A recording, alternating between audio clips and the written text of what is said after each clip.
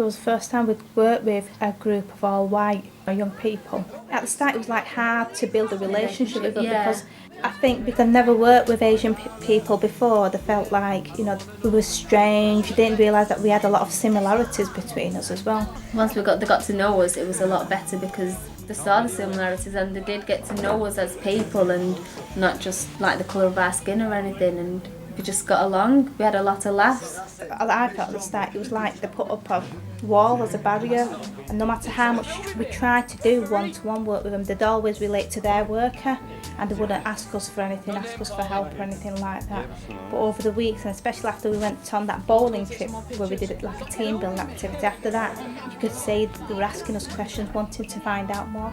It was really nice, it was fun actually, because at the end of the day, yeah, we had the objectives of what we had to do for that session, but them objectives were met in a way where we could have a laugh, we could have a joke. They knew what they wanted and they came up with all the ideas of what to do, and it was only us who helped out with them, and they did everything to manage it and put it into practice sort of thing.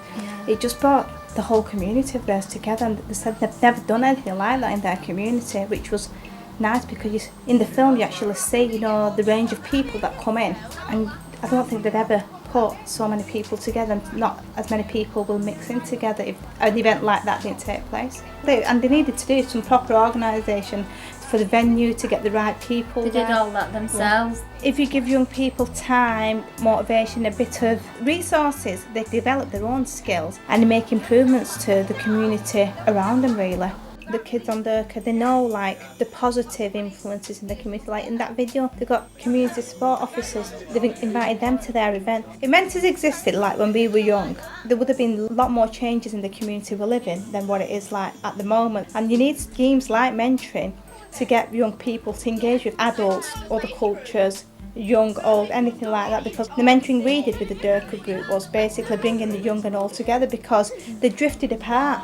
The Durka group, when some of the kids were saying to us, like, the older people think we're loud, we're just hang about on the streets, we do this, we do that, we're a nuisance.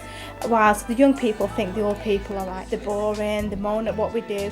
Like the mentoring has showed that they have got similarities, there is an understanding between young and old, and once older people know what the young people are doing or what they want to achieve, they can help them out sort of thing. Like they used Stoneleigh Park in Durka, and the older people, the kids go to the park, they vandalise, they drink, they smoke, this, that and the other. But then they've done a community event at the park where they're playing football and they're bringing the old and young together, which shows the younger people as a different light. It's what people see on the outside and don't really take the time to know the person. It doesn't help, there's such a stigma attached with job culture, and what we see in the media, you perceive that's true everywhere you go, but there is the other side of it. There's decent young people out there, you need to give them a chance. It's no point just, you know, like stereotyping and say, oh, there's 4 of them walking down the street, they're up to no good. Then 4 might be walking down the street to go to a footy match. The positives is ever portrayed, it's always the bad things, and the media always picks up on the bad things.